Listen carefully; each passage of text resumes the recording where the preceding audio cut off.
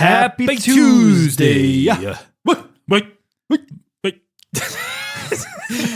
My name is Alan. My name is Nick. And welcome into the dungeon.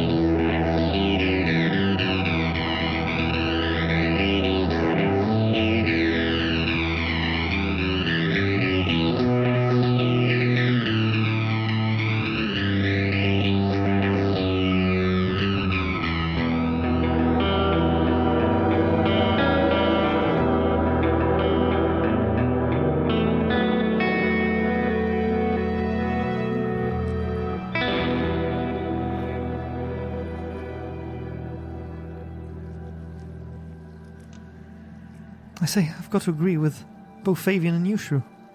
Your relationship with Callisto really does remind me of the tomfoolery and camaraderie you share with Fabian.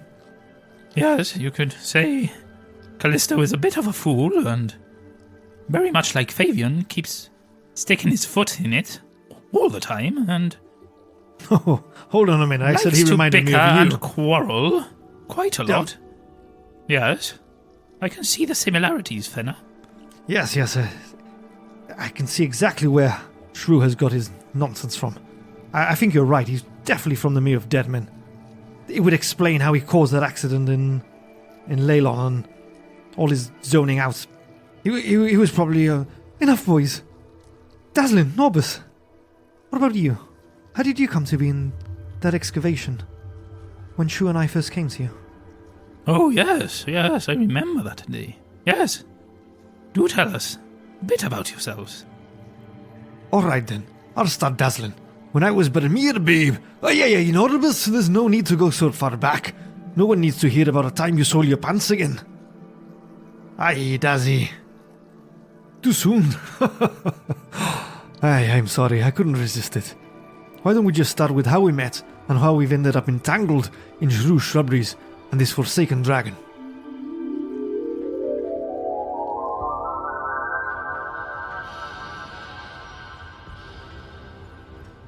Nestled at the base of the formidable Rauven Mountains, where the river Red Run meanders through the rugged landscape, Citadel Felbar stands as a testament to dwarven craftsmanship and resilience. Carved into the very heart of the stone, this majestic dwarven citadel is a marvel to behold.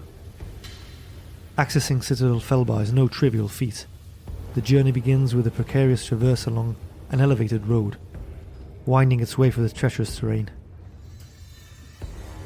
On either side of the road, sheer cliffs rise to staggering heights of 100 feet, the stone faces weathered by centuries of wind and the elements. Approaching the gates, travellers would find themselves flanked by the imposing cliffs, creating a natural funnel that adds an extra layer of defence. The twin gates, known as the Hammer and Anvil, loom ahead like guardians of an ancient realm. Crafted with meticulous precision, the gates are intricately adorned with dwarven runes and intricate reliefs, which depict the storied history of this citadel. The hammer on the right side is a colossal gate, fashioned into the likeness of a massive dwarven warhammer, its iron surface etched with intricate detailing, showcasing the craftsmanship of Felbar's skilled artisans. The anvil on the left mirrors its counterpart with a representation of sturdy anvil, symbolising the indomitable strength and resilience of the dwarven people. Beyond the gates, a sprawling cavern opens, revealing a thriving dwarven city meticulously carved into the rock. The architecture blends seamlessly with the natural contours of the cavern, creating a harmonious union of nature and dwarven craftsmanship. Stalactites and stalagmites add another worldly charm to the cityscape, with bridges and walkways connecting different tiers of the citadel. The great city of Citadel Felbar bustles with life as dwarves go about their daily tasks, forging weapons, crafting intricate jewellery, and delving deep into the mines for precious metals, as its stone streets echo with the sounds of clanging hammers and bustling footsteps. In the midst of this industrious hub, two dwarves, Dazyln Stoneheart and Norbus Ironrune, find themselves on converging paths. These paths first cross in the dusty halls of Citadel Felbar's archives, a repository of ancient scrolls and manuscripts that hold the secrets of dwarven civilization. Dazyln is engrossed in deciphering an ancient text as he stood surrounded by dusty tomes, his eyes gleaming with excitement as he uncovers some ancient forgotten lore, whilst a group of scholars stand nearby, deep in discussion. Norbus, intrigued by the animated discussion amongst the group of scholars, approaches with his characteristic gruffness. "What's all this fuss about then?" he grumbles, his bushy eyebrows knitting together. Dazyln, without missing a beat. "I've stumbled upon a passage here that speaks of a long-lost chamber beneath the mines, filled with treasures and relics, untouched for centuries." Norbus raises an eyebrow, skeptical. "Treasures, you say? More likely a trap or the lair of some ancient beast? You can't trust these old tombs." Little did Dazyln and Norbus know that their meeting in the archives would mark the beginning of a partnership that would shape the very course of their lives. In the quiet corner of the venerable tavern known as Stone's Hearth, Dazyln sits hunched over an ancient tome. The air is heavy with the comforting scent of hearth smoke and the echoes of merry dwarven laughter. The tavern adorned with sturdy wooden beams and walls adorned with symbols of dwarven craftsmanship exude an ageless warmth. The flickering light from the hearth dances upon the pages of the aged book in Dazyln's hands. His eyes, wide with fascination, trace the delicate curves of runes as he reads the forgotten lore contained within. In the midst of this solace, Norbus sits at the weathered bar. Clad in practical leather attire, he nurses his mug of ale with an air of stoic contemplation. As the door creaks open, a gust of cool air carries with it the scent of pine.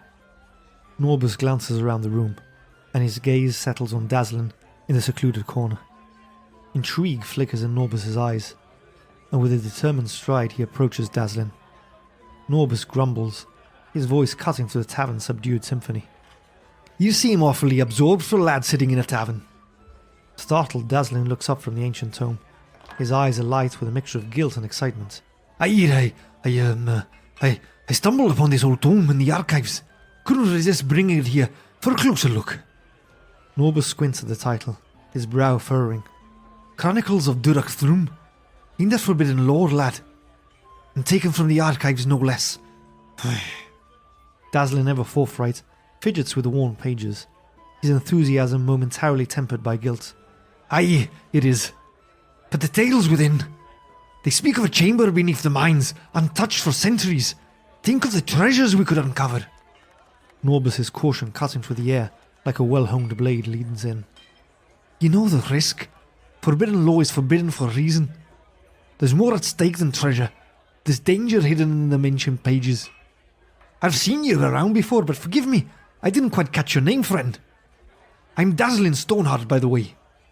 Norbus's eyes narrow. "I'm Norbus Angrun. But anyway, listen here, Dazyln. You can't just be going around taking forbidden tomes. The elders would have your beard for that." Dazyln, undeterred, leans in, lowering his voice as if sharing a conspiratorial secret. "Norbus, think about it. The chronicles speak of an ancient chamber, untouched for centuries. The treasures within could reshape our futures. Who better than us to uncover them?" Norbus's gruff exterior momentarily wavers, replaced with a subtle flicker of curiosity. "Are you aware of the dangers, lad? Forbidden lore ain't something to be trifled with." Dazyln's eyes sparkle with determination. "I know there's risks, Norbus, but imagine the tales we could tell, the legends we could become." Norbus hesitates, torn between the allure of adventure and the weight of caution. Dazyln, sensing an opening, adds a playful twist to his appeal. "Besides, Norbus, who else but you can keep this old dwarf out of trouble? I need your cautious and sharp eyes by my side." As he reaches out and softly touches Norbus's hands, a blush creeps across Norbus's weathered cheeks, a rare sight for the usually stoic dwarf. But Dazyln interrupts, a mischievous glint in his eye. "Come on, Norbus," now grabbing his hand with both of his as he looks into his eyes. "Think of the glory, the treasures, the legends. And between you and me, the ale in the finest taverns we'll visit after." Norbus, now flustered and bashful, scratches his beard in discomfort. "Well, I reckon we shouldn't be talking about this here. People might overhear us." Dazyln grins, his plan working. "Exactly, Norbus. Keep it between us. You won't regret it. Together we'll uncover the secrets below the mines and become legends in our own right." Norbus's gruff demeanour is melting beneath the warmth of Dazyln's enthusiasm as he finally relents. "Aye, lad, you've got away with words. But if we're doing this, we're doing it right. No reckless stunts, and no more forbidden tomes. Understand? With their ale mugs emptied, and the echoes of dwarven laughter surrounding them, Dazyln leans in, his eyes alight with mischievous intent. Norbus, my new friend, why don't we continue our discussion in a more private setting? Perhaps back in my place. Norbus, taken aback by the suggestion, stammers in his response. Well, I don't know, but... Dazyln with a playful grin interrupts. Oh, come on, Norbus. It's a perfect spot for some quiet study away from prying eyes. Plus, my hearth is always warm, and the company is unbeatable. Norbus scratches his beard, looking around the bustling tavern. Well, I suppose it can't hurt to continue our talk. But mind you, we're not to be getting into any more mischief. Dazyln winks, his enthusiasm undeterred. Mischief, Norbus? I perish the thought. We're merely two dwarves seeking knowledge, maybe a bit of adventure. As they make their way through the crowded tavern, Dazyln subtly nudges Norbus and adds with a teasing lilt. Who knows, Norbus? We might stumble upon more than just the forgotten tales of the Chronicles of Durakthrum. Norbus, now visibly flustered, mumbles a response. Well, we'd better keep it respectable. Dazyln chuckles, enjoying the newfound bashfulness of his new companion. Respectable, Norbus? Of course. Just a couple of scholars delving into the mysteries of the past. The duo exits the tavern, making their way through the stone-paved streets of the citadel. Dazyln, ever playful, nudges Norbus again. Dazyln's home, tucked away in the labyrinth alleys of Citadel Felbar, displays his insatiable curiosity and penchant for disorder. The moment Norbus steps through the doorway, he is greeted by a chaotic ensemble of papers, tomes, maps and various trinkets scattered across every available surface. The room is bathed in the soft glow of the hearth, the warmth accentuating the cluttered charm of the space. Parchments bearing hastily scrawled notes adorn the walls, maps of mines are spread across the table, and a teetering stack of dusty tomes threatens to topple at any moment. In the midst of this organised chaos, Dazyln navigates with a familiar ease, his eyes gleaming with excitement. Welcome to the lair of knowledge, Norbus, Dazyln declares, sweeping a few scattered papers off a chair for Norbus to sit. Make yourself at home. It may look like a mess, but I assure you, there's order in this chaos. Norbus eyes the clutter with a mixture of amusement and apprehension, gingerly finding a clear spot on a rickety chair. Aye, order, if you say so. Dazyln, seemingly undisturbed by the chaos, retrieves the Chronicles of Durakthrum and places it on the table. Now, Norbus, let me show you what I uncovered. As the two dwarves huddle over the ancient tome, Dazyln's fingers trace the intricate runes and faded illustrations. We'll need to find a way to sneak into the mines. Norbus studies the illustrations, his skepticism giving way to a glimmer of interest. Treasures, eh? But what about the dangers? Dazyln, ever the optimist, grins and nudges Norbus playfully. The dangers are part of the thrill, my friend. Like I said before, imagine the tales we'll tell, the legends we'll become. Norbus, unable to suppress a smile, shakes his head. You've got away with words, Dazyln, but we can't charge in blind, we need the plan. Dazyln's eyes twinkle mischievously as he leans closer to Norbus. I've got just the plan, Norbus. But first, let me pour us a mug of ale. Little liquid courage to fuel our strategizing. Dazyln reaches out for a dusty bottle, and he pours a drink for Norbus with a playful grin. As Dazyln raises his mug in a toast, the flickering firelight casts a warm glow on the cluttered room. In a daring move, Dazyln sets down his mug. His eyes alight with a playful spark. With a quick, mischievous grin, he leans in and plants a light, unexpected kiss on Norbus's lips. The room seems to pause for a moment, the crackling of the hearth the only sound. Norbus, surprised and momentarily shocked, blinks in bewilderment. Dazyln pulls back, his expression a mix of amusement and curiosity as he awaits Norbus's reaction. Norbus, caught off guard, remains still for a moment, his eyes widening in surprise. The chaotic clutter of the room seems to fade into the background as an unspoken tension hangs in the air. Yet Norbus doesn't pull away. Instead, after a beat that feels like an eternity, he reciprocates with a gentle, tentative kiss. The room, filled with the soft glow of the hearth and whispers of the ancient tomes, becomes a silent witness to a moment of unexpected connection. Dazyln, now wearing a triumphant grin, breaks the silence with a playful chuckle. Well, Norbus, seems like our plans just got a little more interesting. Norbus, still recovering from the unexpected twists of events, manages a bashful smile. Aye, interesting is one way to put it.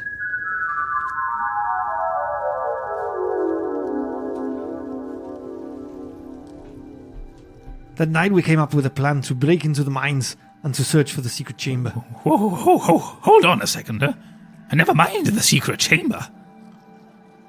Go back a bit. Well, I'm sure there was a secret chamber there. I look at Fabian, slightly confused. Fabian breaks a grin and gives you a wink. What was that? You guys are boyfriends? Well, we were, for a moment, it would seem. What happened? Why don't you show that kind of affection anymore? Well, our flame blamed too bright and burnt out soon after. Plus, we're business partners now. That's a shame. But who knows? Perhaps one day, after all this madness, the flame is rekindled. Eh, Norbus? Norbus bashfully smiles and averts his gaze. Well, I didn't expect that. I thought you guys were brothers or something. Brothers! A few days later, we waited for night for the mine to close. This would be the Feast of Moradin. That would give us enough time to get in and out without anybody being the wiser.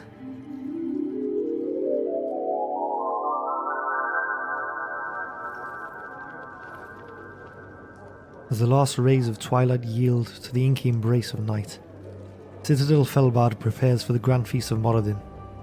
The resonant echoes of hammers and cheerful banter fill the air, mingling with the clinking of ale mugs and the melody of dwarven songs.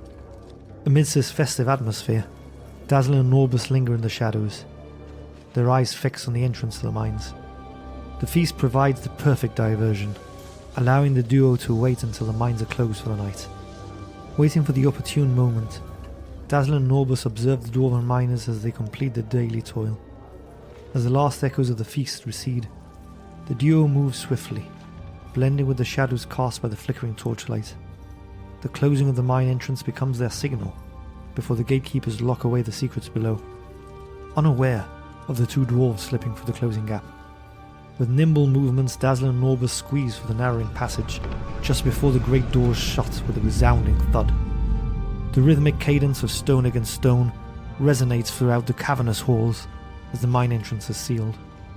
In the dark tunnels, the sounds of the celebrity preparation gradually fade, replaced by the distant echoes of their own footsteps against the rocky ground. "Careful, Norbus," Dazyln whispers, the urgency in his voice barely audible over the fading festivities. The tunnels weave deeper into the mountain, the occasional flicker of lanterns illuminating their path. The air here is thick with the scent of earth, and the dampness of the stone walls underscores the age of these mines. As they traverse the labyrinthian network of passages, Norbus, ever cautious, scrutinizes each intersection. Dazyln, with a determination that borders on audacity, leads the way. "Trust me, Norbus. The chronicles speak of this chamber. It's close. I can feel it." Dazyln continues to lead the way with unwavering determination, as he glances back at Norbus with an encouraging smile. "Come, my friend, come. The secrets of Durak Thrum await us." Norbus's eyes reflect a blend of apprehension and curiosity, as he follows cautiously. As they progress, the anticipation mounts, and Dazyln can sense Norbus's unease. "Fear not, Norbus." Dazyln, feeling a surge of excitement, takes Norbus's hand, a playful smile dancing on his lips. "Together, my friend, we shall unravel the mysteries of this hidden chamber. We shall find the gold of Durak Thrum." Norbus, initially surprised, finds a reassuring warmth in Dazyln's touch. He nods bashfully, his apprehension tempered by the conviction in Dazyln's words. The journey takes them to a colossal chamber, with intricate dwarven reliefs depicting the exploits of Durak Thrum, the legendary dwarven king. As they investigate the reliefs, Dazyln finds the ancient dwarven rune he is looking for, intricately disguised in the depictions. This is the key, Norbus, the rune that opens the way to the hidden chamber. As Dazyln places his hand on the rune, a low rumble reverberates through the chamber, and a concealed door creaks open, revealing a passage that leads deeper into the mountain. The duo share a triumphant glance. The journey now on the precipice of discovery. Beyond the threshold, the shadows deepen, and the air is charged with the weight of secrets waiting to be unveiled.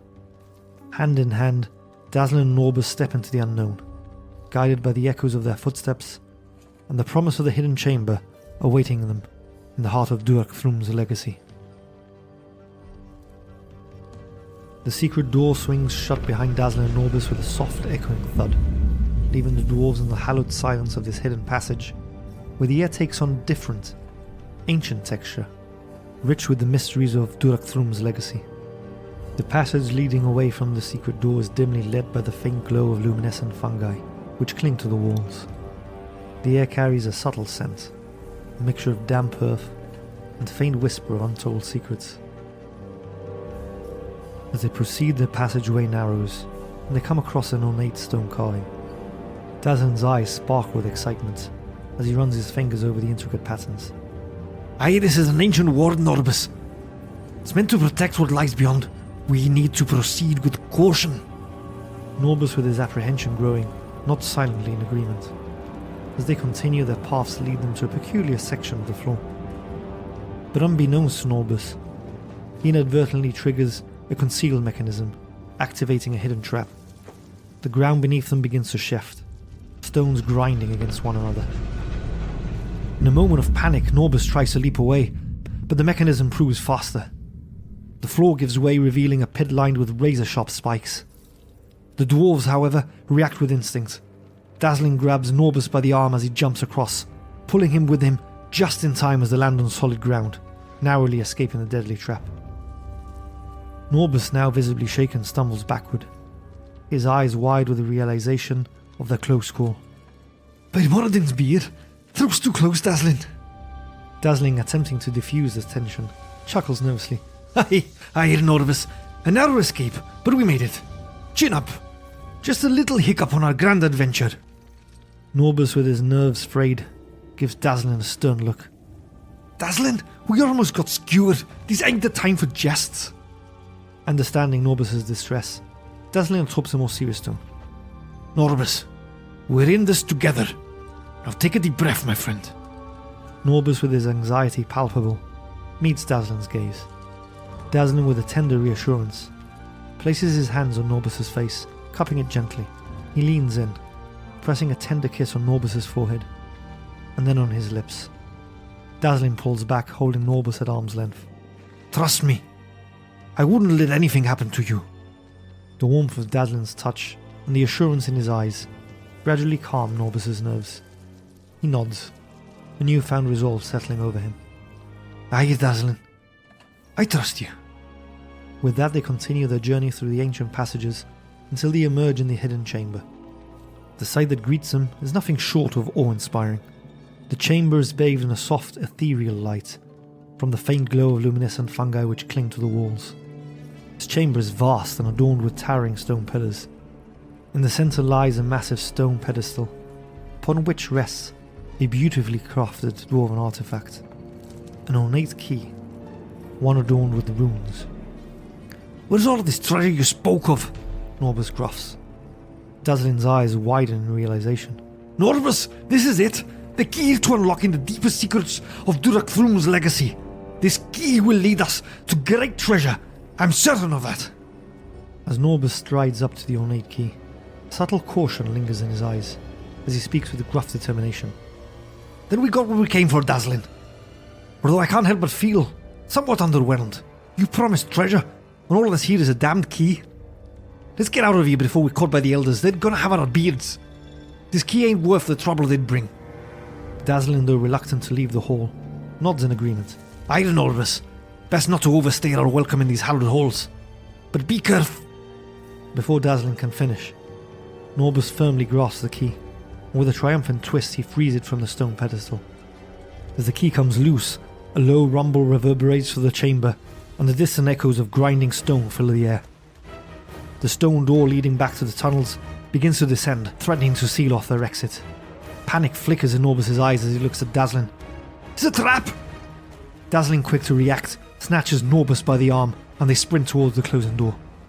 The echoes of their hurried footsteps meld with the thunderous noise of the descending stone. With every heartbeat, the gap narrows, threatening to imprison them within the chamber's ancient embrace. Come on, Norbus! Faster! Move those little legs! Dazyln urges, the urgency in his voice matching the frantic pounding of their hearts. In a burst of desperation, Dazyln and Norbus hurl themselves beneath the descending stone door just as it grinds to a final close. In this heart-stopping moment, Norbus fumbles, the ornate key slipping from his grasp and clattering onto the stone floor. Gasping for breath, Dazyln and Norbus find themselves on the other side, safe from the encroaching stone. However, as the final echoes of the door's descent reverberate throughout the chamber, Norbus' eyes widen in realization. The key, the coveted prize, lies just within his reach, and in a swift and daring motion he extends his arm, fingers outstretched, and he manages to snatch the key from the ground, mere split seconds before the door seals their exit. A triumphant grin creeps across Norbus' face as he holds up the key. Hey, we've got the key, Dazyln. But by Moradin's beard, that was too close. We can't afford any more missteps. Let's get out of these accursed tunnels. We've already set off 2 traps. Dazyln, still catching his breath, chuckles. Aye, Norbus. That was quite a dance with danger. And speaking of traps, you're 2 for 2 on deadly traps. But we got what we came for. Let's make our way back before the elders discovered our little escapade. And let's do it carefully, Norbus. Carefully. The tunnels, once familiar in the descent, take on an ominous tone as they make their way back. The luminescent fungi cast long, eerie shadows that seem to dance with the uncertainty of their path. Each step is measured, and the air is thick with the scent of ancient secrets, as if the very stone walls bear witness to their transgression. As they navigate the labyrinthian passages, Norbus' nerves are palpable. He casts wary glances at the ceiling, the floor, and every shadow that seems to flicker with potential danger. Dazyln, sensing his companion's unease, places a reassuring hand on Norbus' shoulder. Easy, Norbus. We've made it this far, and we'll make it out together. Just keep your wits about you, Dazyln whispers, his voice a calming balm in the tense atmosphere. Norbus nods, his grip on the key tightening. The duo advance cautiously, their ears attuned to every creak of the stone, every distant echo that might betray an impending danger. As they retrace their steps through the dark passages, a sense of accomplishment mingles with the lingering thrill of narrowly evading disaster. They soon approach the sealed entrance to the mines, where Norbus turns to Dazyln. Once we're out, we keep our mouths shut about this, understood? We don't need the elders breathing down our necks. Dazyln nods in agreement. Agreed, Norbus. Our journey into the shadows will be our little secret. As he gives him a wink.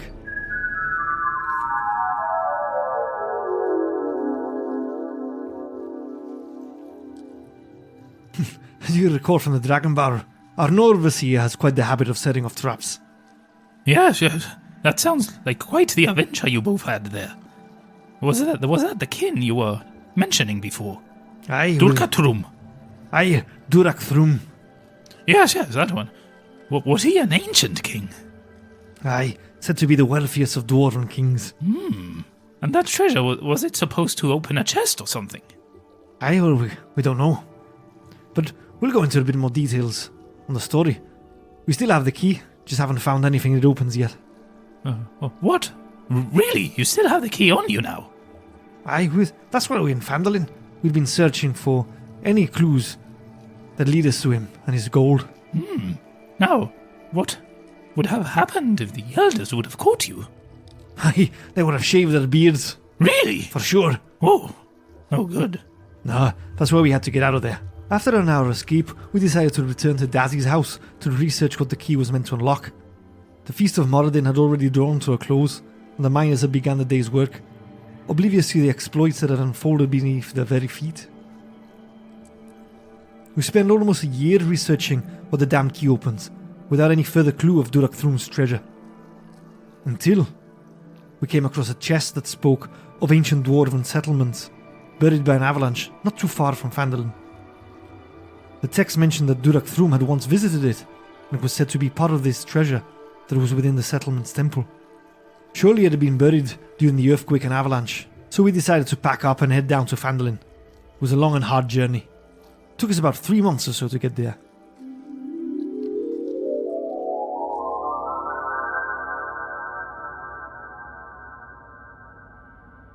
In the rugged terrain near Phandalin, where the echoes of dwarven history reverberate through the very stones, Dazyln Norbus toil amidst the ruins of an ancient dwarven settlement. The passing of almost a year has etched weariness into their faces, and their camaraderie, once steadfast, has weathered with the storms of excavation. The settlement, revealed by the cruel hand of an avalanche, stands testament to the passage of Durak Thrum, its very stones whispering tales of a hidden treasure. Yet despite months of painstaking labour, the duo find themselves surrounded by rubble and shards, fragments of a shattered past that refuse to yield to their quest. Dazyln, his beard caked with dust and eyes shadowed by fatigue, bickers with Norbus as they sift through the debris. Norbus, can't you handle that pickaxe with more finesse? We're looking for treasure, not trying to rig down the damn mountain. Norbus' patience wearing thin retorts, If you'd stop yammering on about finesse and actually do some lifting instead of reading those damn dusty chronicles, we might have found something by now other than this pile of shit. Their voices echo off the canyon walls, a symphony of discord in the silent expanse. Amidst the ruins, the aged temple of Abathor, hewn into the canyon's back wall, looms like a dormant beast, patiently awaiting the intrusion of the determined dwarves. This is the heart of their pursuit, a hidden treasure said to be guarded by the malevolent deity of greed. Weeks of labour have been devoted to the temple's exploration, though progress has been hindered by the treacherous terrain and the formidable defences set in place by the ancient dwarves. The dwindling light of dusk, Dazyln Norbus cautiously enter the temple, picking their way through the debris-strewn entrance. The air inside is thick with the acrid scent of age, and the flickering torchlight casts eerie shadows on the cavernous walls. They spend a few days clearing the first room, which appears to be the main hall of this temple, denoted by 4 impressive pillars and a blood-stained altar. Their eyes keenly search this great hall, keen for a sight of a hidden chamber as their steps echo off the walls. The chronicles of Durak Thrum, carried by Dazyln, has become their guiding light in this dark gloom. Suddenly, a subtle shift in the shadows catches Dazyln's attention. His eyes narrow as he senses an unseen presence. Norbus, did you hear that? Norbus, ever cautious, readies his pickaxe. Aye, Dazyln. Keep your wits about you. In the uneasy silence, a stealthy intruder emerges. An ochre jelly, gelatinous form undulating with an unnatural fluidity. The duo, unaware of the impending danger, continue their exploration. The jelly, cloaked in darkness, moves with silent purpose, closing the gap between itself and the unsuspecting dwarves. As Dazyln bends down to examine an ancient inscription, a sudden gust of wind extinguishes his torch, plunging the room into darkness. A whisper of movement echoes throughout the chamber, and before they can react, the gelatinous form of the ochre jelly drops from the shadows above them. The attack is swift, the jelly engulfing Dazyln's torch in a sizzling hiss that puts out its dying embers. The room descends into total darkness now, punctuated only by the faint glow of the creature's acidic core. Caught off guard, Dazyln Norbus grapple with this unseen adversary, their pickaxes clashing against the amorphous mass. Realizing the severity of the situation, Dazyln shouts out, Norbus, retreat! Get out of the temple, we can't fight here! Norbus, with a determined nod, swings his pickaxe at the ochre jelly, creating a brief distraction. Seizing the opportunity, they disengage from the creature's grasp, stumbling backwards in the blackness. Back to the ruins! We need a space to see what we're dealing with!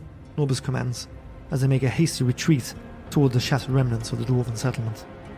The duo navigate through the debris, their breaths heavy with a mix of exhaustion and fear, as they take refuge behind a fallen stone pillar. The torchlight reveals traces of acidic residue on Norbus's leather, a grim gift from the ochre jelly. Dazyln catches his breath, the weight of their close encounter settling on his shoulders. By the forge, that thing is relentless! What in Durak Thrum's name brought that to these ancient halls? Norbus, wiping the sweat from his brow, grimaces. I don't know it, but we need a plan. We just can't leave it there lurking in the temple. It's guarding something, and I'll be damned if after all this time we let it keep us from our treasure.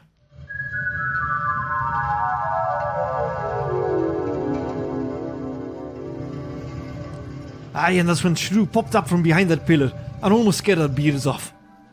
Oh, yes, I remember that day. I truly am sorry for scaring you. It wasn't my intention, but I'll have you know I was somewhat afraid myself. I didn't know what was murmuring and hiding behind those pillars.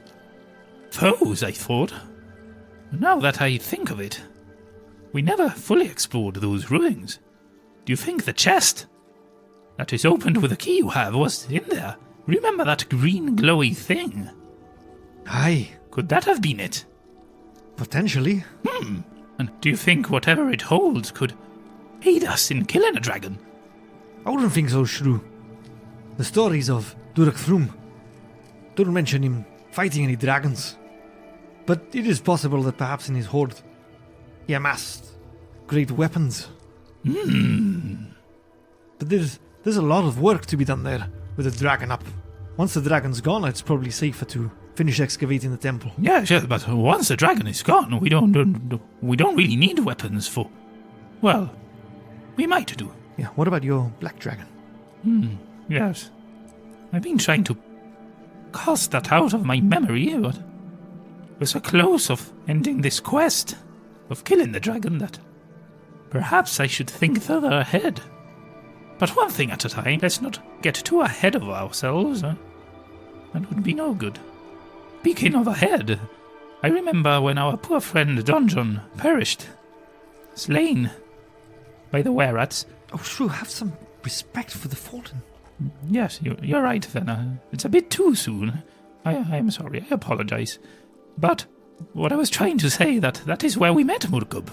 Murgub, surely you have a bit of a story to tell us about your upbringing, or your history, or your past? You've been awfully quiet. Yeah, I've just been thinking, trying to remember stuff. Well, how is that going? What? How is the thinking going? I see a vein starting to protrude on your forehead. Yeah, I'm just trying to remember the finer details of how I came here. Oh, yes, of course. Take your time. Right? I don't want you injuring yourself before we ascend the mountain. Yeah, well, obviously, mate, I came down because the dragon got there. So, quite a tale. Oh, yes, I can't wait to hear it. Perhaps we learn a thing or two about this dragon. I wouldn't count on it. Now, Fabian, don't underestimate our good friend Murgub here. Please, continue, Murgub. And that's where we're going to call it a session. Hope you've enjoyed tonight's tale. Been a bit of a strange one because Dazyln and Norbus they're not really Shrew Shrubberies per se. No more of honorary members. But there you have it. Now you know how long they've known each other for and what they're doing and why they're here. They're doing each other. That's what they're doing. Who knew who had money on Dazyln Norbus being an item? No, I don't think you even had that that inclination.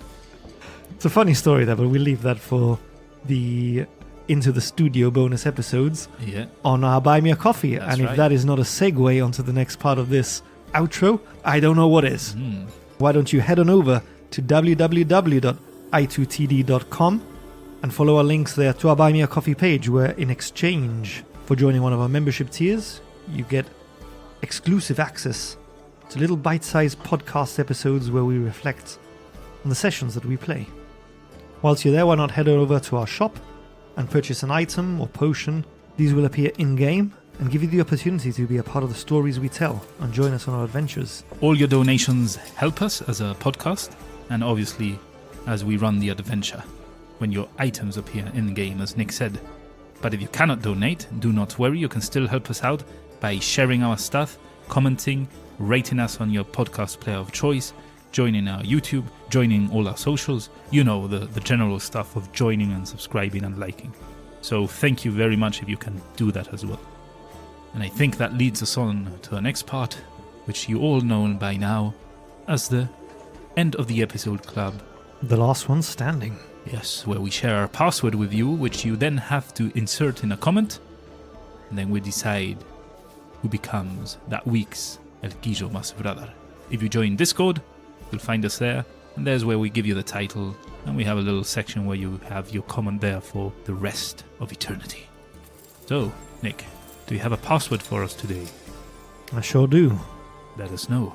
Today's password is digging it. Digging it. I'm digging it. Is that obviously alluding to Norbus and Dazyln digging, the digging site? Yep, they're archaeologists. Mm. You found them at the excavation, so digging it. Digging it indeed. So there you have it. That's your password. Make sure to use it. And we look forward to seeing what you come up with. That we do. So without further ado, Do. We bid you farewell and hope you join us next time as we delve into the dungeon.